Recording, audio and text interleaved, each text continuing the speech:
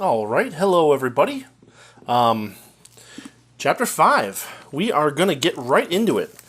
Chapter 5 is a little shorter than Chapter 4 and actually not too bad as far as taking notes. I got through the whole thing.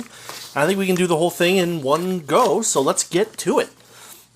I also have a new microphone, so hopefully it's a little bit nicer for you guys. So, we are starting Chapter 5, and the title of Chapter 5 is The Development of the Inflation. Now, at the very start of this chapter, Rothbard makes basically 2 points. He says, okay, here's the deal. The Fed has these roles. We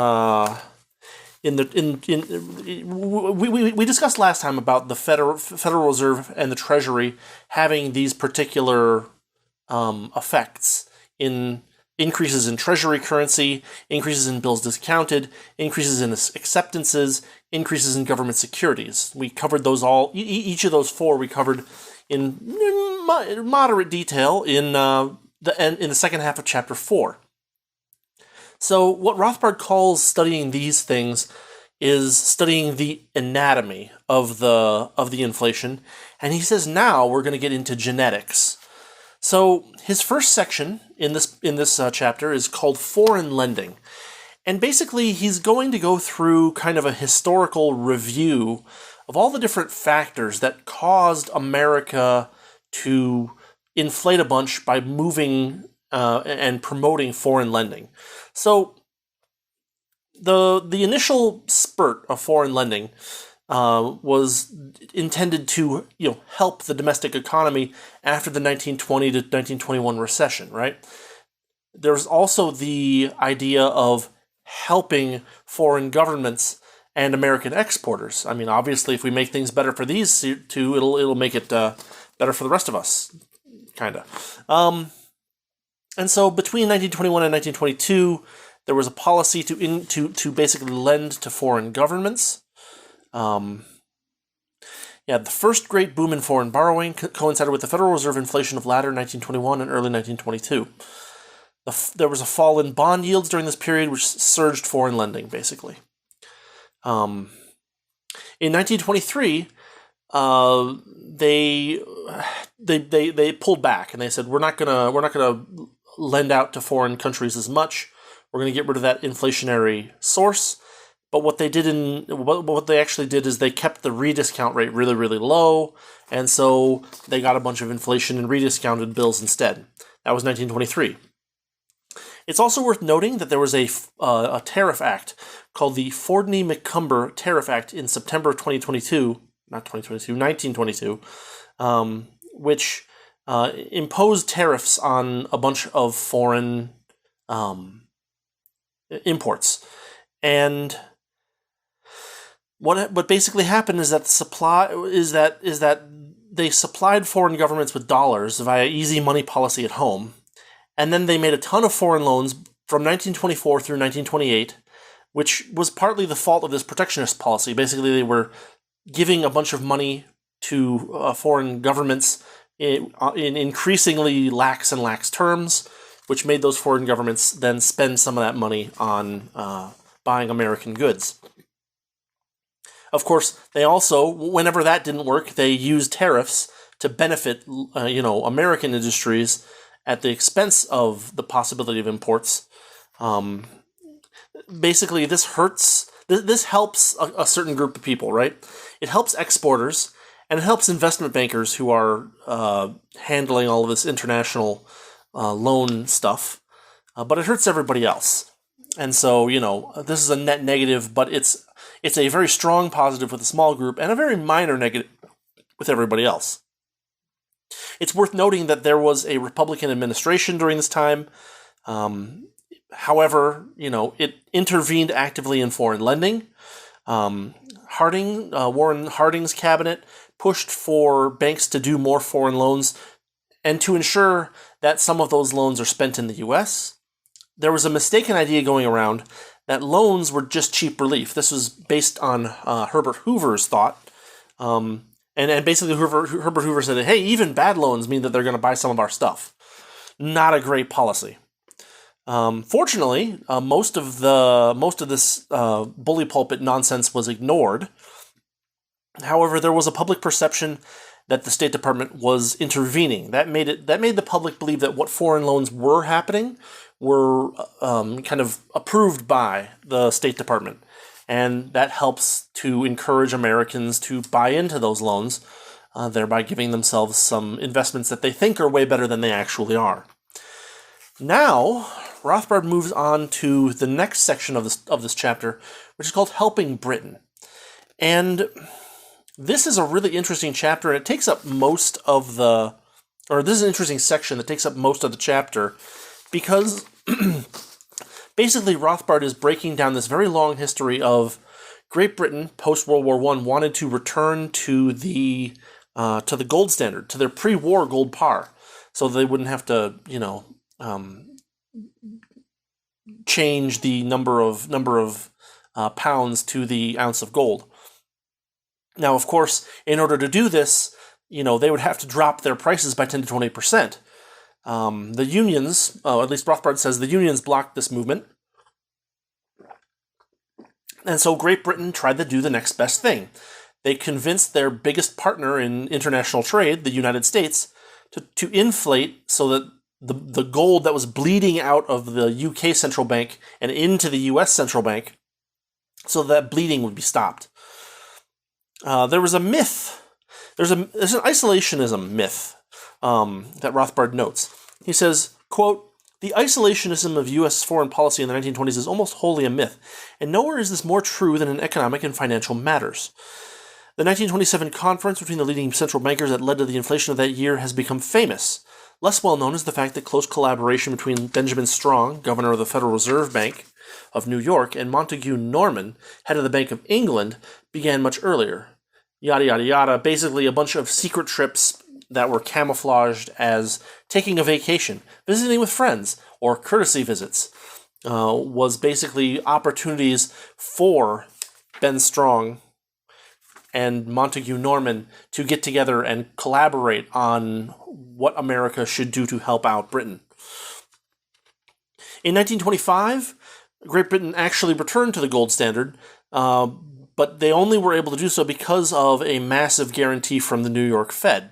There was also some guarantees given to countries like Belgium, Italy, and Poland at the same time. There was a lot of fiddling with interest rates in this time period, basically to try to keep America inflating to allow Great Britain to get closer and closer to their gold par, without, taking on the difficulties of that themselves. This was a mixed bag for many people in the economy. Rothbard identifies specifically farmers, where their prices went up, but the tariffs got worse as well. So, not so great. Kind of a little up and a little down. There was constant wheedling by Norman for more U.S. inflation. He was like, anytime that something bad happened with the money system in Great Britain, Norman would run over to the United States, and especially Ben Strong, and tell him, hey, you guys need to do more inflation or we're going to have problems over here. It's worth noting, Rothbard states, that loss of gold in the market is voluntary, in the sense that you've chosen these policies that will lead to loss of gold, and so we really can't, pretend that this isn't Great Britain's fault, that they were bleeding gold like crazy. It's really stupid to blame a sound government for your own unsoundness. I mean, it's not stupid in the sense of you can convince a good number of the rabble to support you democratically because you make this obviously stupid claim, but obviously stupid claims aren't obvious for everybody. There was a failure of the gold standard in Europe.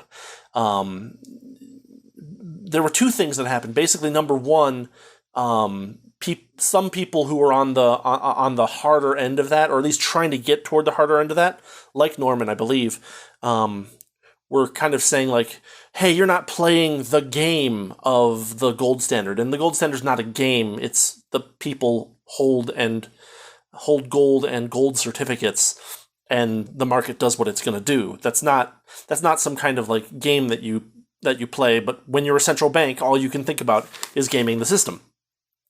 And so what ended up happening in most of Europe are what's called gold bullion or gold exchange standards. Just to kind of Where can I find this? Yeah. A gold exchange standard is a standard in which a nation keeps its reserves not in gold, but in a hard currency like dollars. Hard is in scare quotes in Rothbard's writing.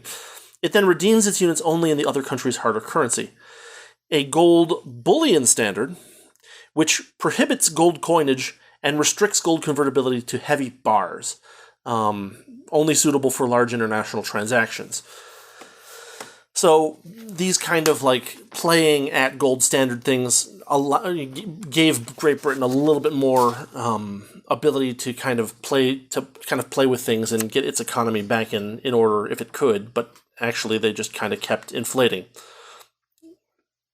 There was during this time a dangerous amount of worldwide inflation, and there was a lot of false prosperity in the world because of that.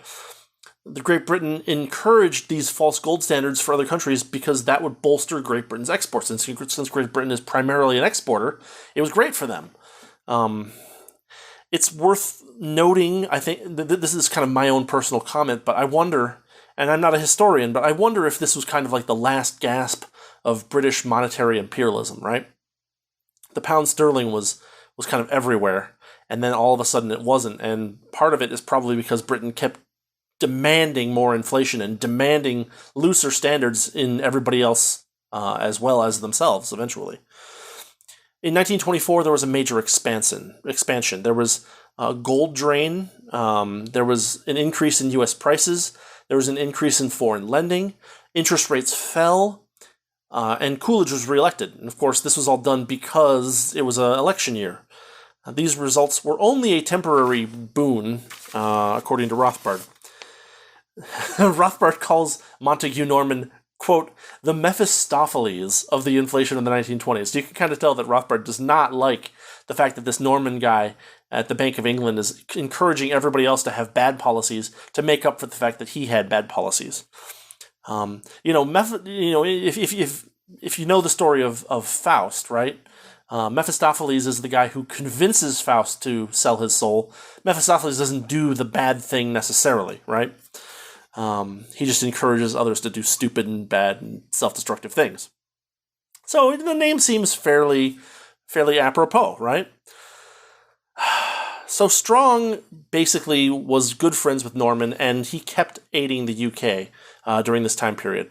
There was this really shady intercentral bank conference that Rothbard talks about on page 154 of the 5th edition that I have. And I'm just going to read this because it's hilarious. Strong ran the American side with an iron hand and even refused to permit Mr. Gates McGarrah, chairman of the board of the Federal Reserve Bank of New York, to attend the meeting. You can keep the Fed people out of your own Fed meeting. The Federal Reserve Board in Washington was left in the dark and was allowed only a brief courtesy call from the distinguished guests. The conference was held at the Long Island estates of Undersecretary of the Treasury Ogden Mills and of Mrs. Ruth Pratt of the wealthy Standard Oil family. That sounds fair and balanced, doesn't it? What the purpose of this conference was a bunch of positive PR for Ben Strong. And it gave him more leeway to present more inflation and more cheap credit in 1927. Hoover, good old Herbert Hoover, tried to check inflation from 1924 on, but he was largely dismissed as being alarmist when he did so. Strong avoided this openness because he knew the public would react if they actually knew what was going on. This was, basically an attempt to pull a bunch of the American purchasing power out of people's hands, and also to, devalue their currency that they're holding while keeping the same amount of gold reserves effectively. So, Strong knew that the public would revolt if they actually figured out what was going on, and so everything was kept very secretive as much as, at least insofar as they could. After 1927, there was a lot of prime foreign commercial bills that floated around, and lower interest rates in general, which kept the inflation going still. There were contrived slumps.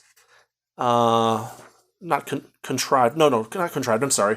Couldn't read my own writing. Continued slumps. There were always these little, Something goes down a little bit. Everybody freaks out, and the solution is blast in more inflation.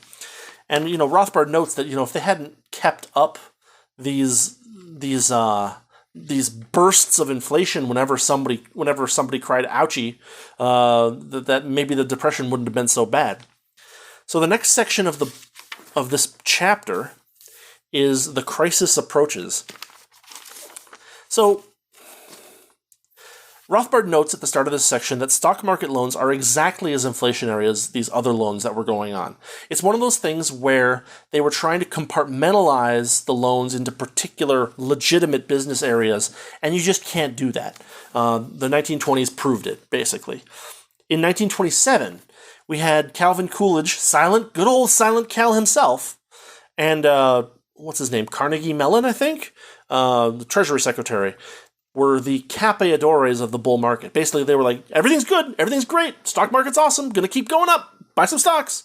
Until, as we've all heard the anecdote of like the shoe shine boy giving people stock tips in the morning when they're getting their shoe shine. At that point, it's like, ooh, probably you should be out of the stock market at that point. And, they kept the call rate low for margin stuff as well. In 1928, in the first half of 1928, finally, we started to see reserves and demand deposits fall. And so what happened was they pushed more money into time deposits to keep the inflation going. They could have, Rothbard notes, for instance, raised penalty rates. They could have crystallized a mild depression in 1928 and let America get through it just like the 1920 to 1921 depression. Unfortunately, that's not what they did. In the second half of 1928, there was another boom of acceptances. There was another boom in the stock market, and the restriction, the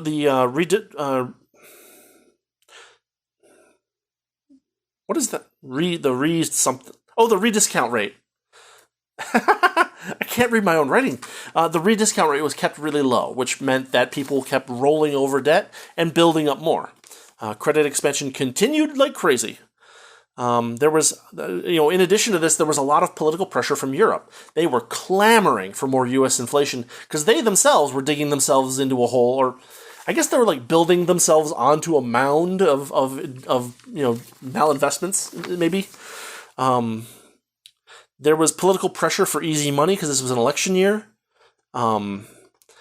The economy, of course, does not respond instantly to these kinds of stimuli. It's like a jet engine, right? If you're already at low power and you try to bring it back up, it has to spin up first.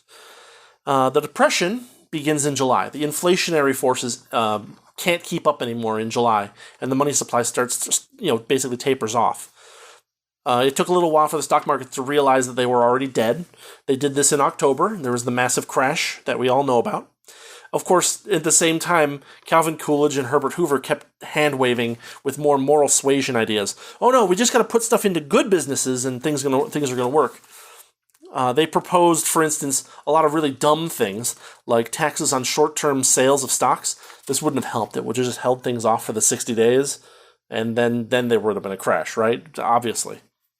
The fundamentals were bad. It wasn't just, as the Keynesians say, animal spirits. There were a bunch of malinvestments, and as the inflation stopped happening, people were like, "Oh, this is a bad investment. I need to get out of this like right now."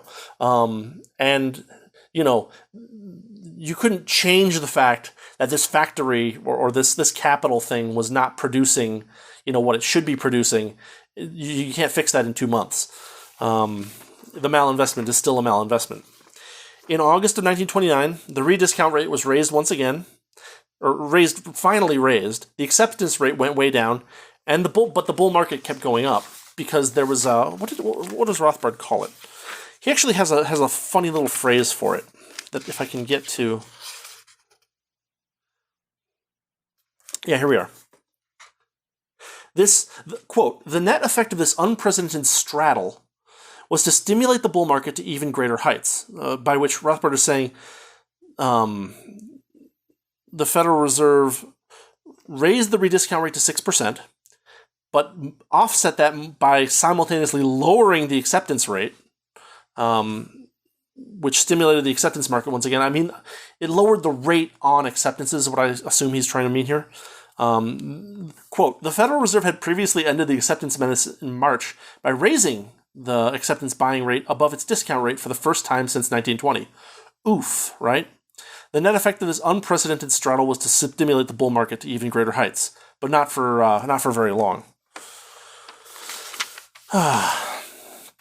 Yeah, the acceptance rate was due to Montagu Norman again. As Beckert points out, the inflationary acceptance policy was reinstituted following closely upon another visit of Governor Norman. And finally, the money was sent to... The intention was to send money to good places, but unfortunately, when you do that, that extra money still has an inflationary effect, and it eventually flows to the bad places, and you end up with your stock market crash. Quote, the United States government had sowed the wind and the American people reaped the whirlwind, the Great Depression. End of the chapter. So that is chapter 5. Next time we are moving on to chapter 6, Theory and Inflation, Economists and the Lure of a Stable Price Level. Sounds like another theory-heavy chapter. But we're not afraid of theory here, are we? Right? We're going to hit that next. And I will have all of the footnote references that I could get a hold of in the description and also on my blog site, so that you can dig deeper if you want. A lot of it's paywalled, but I found a good chunk of it that's not. Anyway, had to cut out a bit where I was talking about JSTOR. Don't worry about it. Anyway, next up, chapter 6, we're going to be talking more about the theory of inflation and stable price levels. And, references in the description and over at my blog. As always, thanks for watching, thanks for listening, and if you want to hear me talk about any particular topic, feel free to drop me an email or a comment. You can email me at mnh, as in marginal non-hermit, at marginalnonhermit.com, and other than that, I'll see you next week, assuming I can get the time together to put together the episode, but see you soon. Chapter 6 coming up next. We're making progress. So just to give you guys a little hint of how long this is going to go on for, we're on page 169 right now, chapter 6. The end of the book is page 337, it looks like. After that are appendices. And that is the close of the Hoover term, where the book ends, basically. That's chapter 12. So, we'll see how fast we get through the next 7 chapters, 6 through 12. And we're just going to take it easy and keep going at this kind of pace. And I'll see y'all next time. Have a good week.